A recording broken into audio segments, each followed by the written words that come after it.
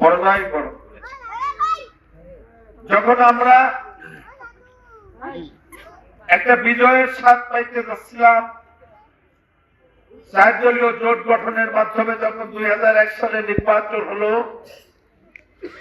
সেই নির্বাচনে কিন্তু এই জোটের মুফতি ওয়াক্কাস সাহেব এসে ঢুকলেন এবং আমাদের এই আসনটি উনি দাবি করে বসলেন। তারপর থেকে যতগুলো নির্বাচন হয়েছে প্রত্যেকটি নির্বাচনেই তিনি মনোনয়ন পেয়েছেন।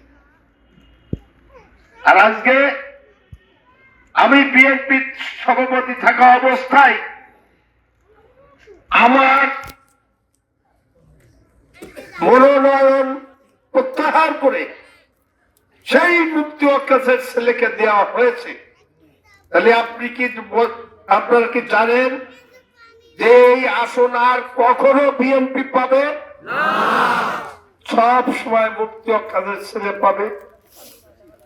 যেমন মুফতি ওয়াক্কাস মৃত্যুর আগ পর্যন্ত এই আসন ছাড়েনি, সেও ছাড়বে না। তাহলে আমরা যারা বিএনপি করেছি, আমরা যারা যুগ যুগ ধরে এই বিএনপি কে রক্ষা করেছি, জেল জুলুম অত্যাচার নির্যাতনের শিকার হয়েছি, হত্যার শিকার হয়েছি, আমাদের কাজটা কি? আমাদের কাজটা কি? তোমাকে ভোট দিয়া আমার বক্তব্য যে 14 জন কর্মী নেতাকে আমরা হারিয়েছি, ক্রস ফায়ারে নিহত হয়েছে। একটি জানাজায় কি আপনি রশিদ আহমেদ গিয়েছিলেন?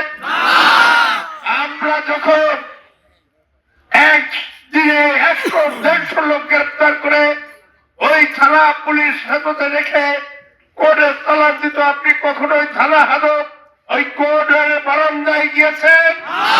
কেন বিএনপি আপনাকে ভোট দেবে?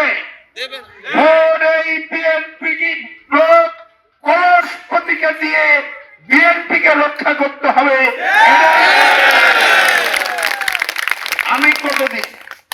আমি আর কতদিন? এরপর আমাদের ভবিষ্যৎ বিএনপির যারা প্রজন্ম, তারাই তো এখানে নির্বাচন করবেন, নেতৃত্ব দেবেন। আমি নিজেকে কুরবানি করেছি, আমি নিজে নিঃশ্বাস হয়েছি, নিঃশ্বাস হয়ে আপনাদের এই জন্য এই বিএনপির এই আসনটা নিরাপদ করতে চাই। আপনারা কি আমার সাথে থাকবেন? নির্বাচিত করবেন ইনশাআল্লাহ। আপনাদের সমর্থন নিয়ে আমি এই মনিরামপুরকে একটি সরকার চাঁদাবাজ মুক্ত, একটি মানবিক এবং একটি সাম্প্রদায়িক সম্প্রীতি মধ্য দিয়ে হিন্দু মুসলিমদের জন্য একটি আবার ভূমি গড়ে তুলতে চাই। আপনারা করবেন এই কথা বলে আমি আমার বক্তব্য শেষ করছি। আল্লাহ হাফেজ। বাংলাদেশ জিন্দাবাদ।